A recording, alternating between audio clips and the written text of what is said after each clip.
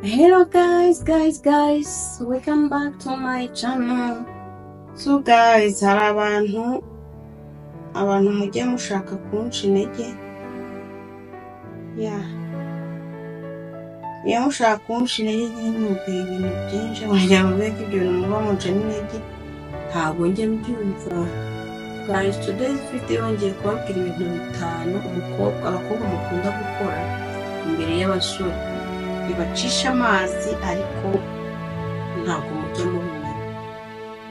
Sibyo guys, ibintu bitanu mujya mukora muri kumwe n'abasore mukundana bikabacisha amazi ariko ntimumenye ko ibyo bintu bibacisha amazi. So ngiye kubibabwira kugira ngo nawe niba ubikora umenye ko ibyo bintu bituma ucika amazi imbere y'umusore, noneho niba urubireka cyangwa se ubigabanya ntabwo mbizi, ariko nyine umenye ko ibyo bintu bituma ucika amazi imbere y'umusore.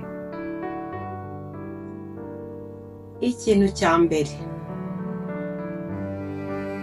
kuba ugiye gusohokana n'umusore warangiza ugahamagara inshuti zawe, like ugafata nk'akanya ugahamagara za nshuti zawe, senge gusohokana na runaka muze tujye kurya, aho muba ntabwo mujya like runaka urihe nawe urihe ibintu runaka agiye kuntu ibintu niba ibyo bikora waba ugiye gusohokana na boyfriend wawe ugahita uhamagara abakobwa nk'icumi, muze tujye kurya, muze iki n'iki. Nagira ngo mbwenge ibyo bintu bituma uwo musore aguca amazi, bituma abanyarwanda baguca amazi, bituma ugaragara nk'umuntu usuzuguritse. Ikindi kintu cya kabiri, kubaho ubuzima butari ubwa nyabwo, fake life. Tuvuge nk'urugero,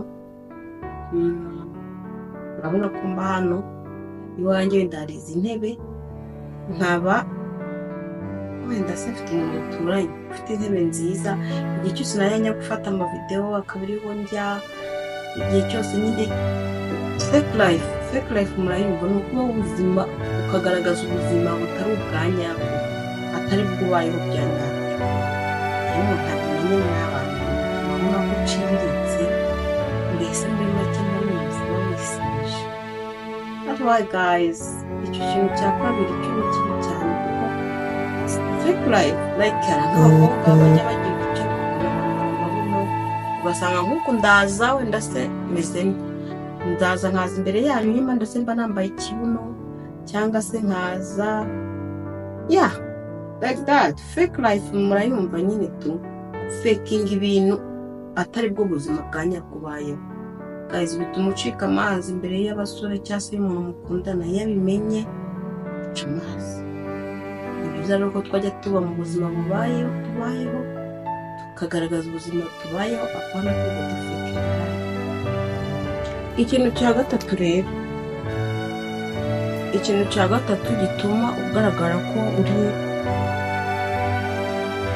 nyine uciriritse, kudarenga ibintu udashobora kuba wakishyura,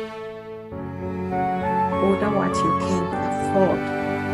Tuvuge usohokanye na sheri wawe, wenda senge ntabwo nzi ubwoko bw'inzoga naba mbabeshye, wenda se hari inzoga wenda iyo wisohokanye cyangwa se uri kumwe n'inshuti zawe uragenda ukanywa wenda se rufuro cyangwa se ibyuma, ntabwo mbizi, ariko waba uri kumwe n'umutipe ukagenda ukodaringa nyine za Jameson, iyo nzoga njye numva ngo ihembe, ntabwo mbizi, nyine ukodaringa cya kintu gihenze ku buryo nawe ubwawe ari wowe wisohokanye utabasha kucyishyura.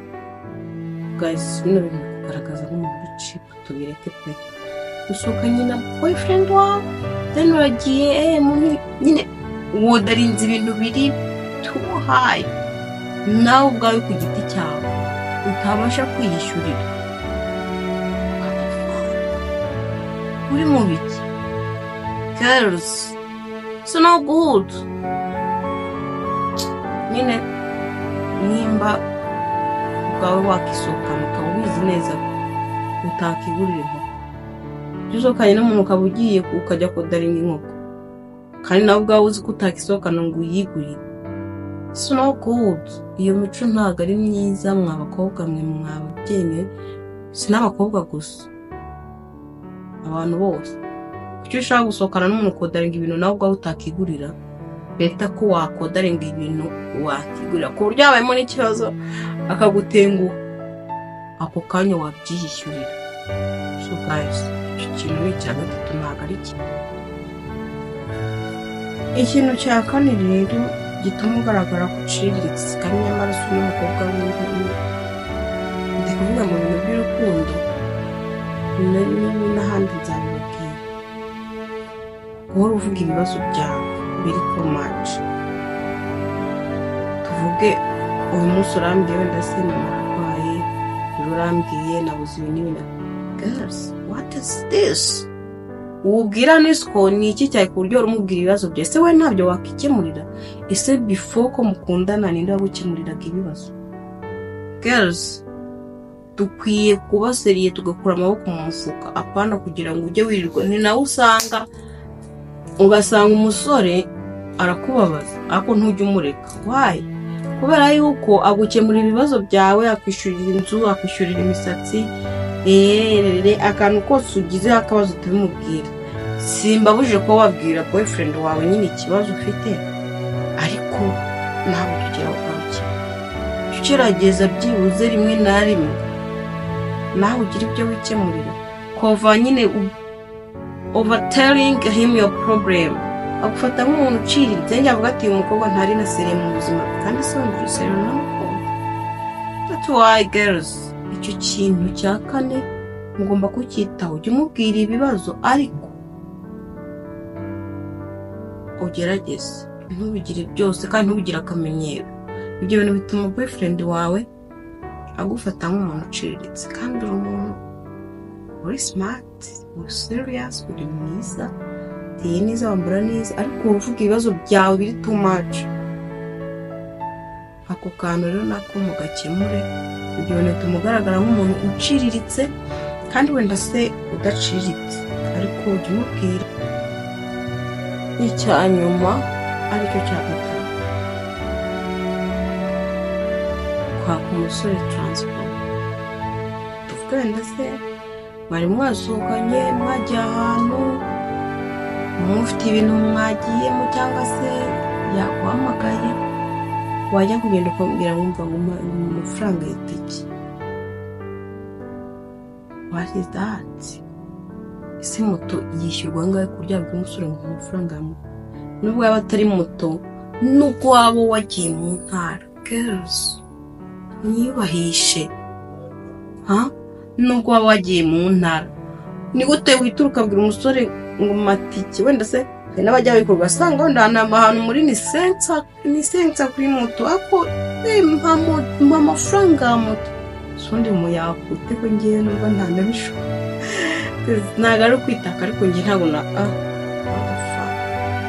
ati yibwirije akayama sava nta kibazo, ariko kuba ngiye gutanga amafaranga ya moto 1,500. Ibyo bintu bituma ugaragara nk'umuntu uciriritse, bituma umusore akubona nk'umuntu uciriritse ku buryo yanagusimbuza avuga ati umukobwa ntabwo ari seri. Kese amafaranga 200 n'utasho natwe tujye tureka gukabya. Ibyo bintu bituma umusore akubona nk'umuntu uciriritse. Nandi kubabwira ibintu 5 bituma umusore akubona nk'umuntu uciriritse, kandi wenda sura umuntu w'umusirimu, uri umuntu mwiza, ariko biri gutuma umusore akubona ko uciriritse kandi sura umuntu mwiza. That's why guys, ibyo bintu mugomba kubireka kuko mbibabwiye ari 5. Nta mpamvu zo kugira ngo magusuri bakore umuntu uciriritse. 500 ya moto cyangwa nubwo byaba 10,000 wakikaruma nawe ukishyura transport. Ibyo bintu bituma abasore badufata n'abantu baciriritse kandi wenda se tudaciriritse. That's why girls, byano kubagira inama mbere ko ibintu bituma bafata n'abantu baciriritse, nimurangiza mwebwe namwe mubihindure, bako ntabwo ari byiza, n'ukuri. So girls, nizere ko abakobwa mwanyumvishe. Ntabwo ndi kubwira abakobwa gusa, nzakora n'ikiganiro cy'abasore nabo mbabwira ibintu bituma abakobwa babafata abantu baciriritse. N'abasore bo birakabije. So guys, narakaye ko abakobwa inama bagenzi banjye subscribe to my YouTube channel. Ntugende udakoze subscribe, like, share na comment. Nizere ko muzajya mubana nanjye mu biganiro byose ngezanya nkora buri kimwe cyose as long as ndi kwinjiza. Nyuma kubwira abantu ari kumbwira ngo kamera yawe nibona neza ngo waba ubiretse, birekera iki? Biri kunyinjiriza se nje as long as ndi kwinjiza, ngiye nkunda amafaranga. Rwose kuruta aho nkunda amafaranga ngiye as long as ndi kwinjiza. Uzajya ari ujya umbwira so njera ibintu uri gukora bla bla bla. Izo bla bla zawe nizo nziza zituma abantu bajya kundeba. Kwabwira inshuti ngo siko ngo urebe ngo ufite ngo kamera ari gukoresha, mubwira agendeho ujye kumbwira nkande subscribe, ko ntabwo ndi kwanga inama zanyu ni nziza, ariko hari n'ababishiramo ushaka gusembura mu cyase ushaka. So guys, nakagaruka nzabakora ikindi kiganiro cy'abasore nabo. Mwakoze kumurikirana cyane, ndabakunda cyane. Love you so much guys. Subscribe, share, like, comment.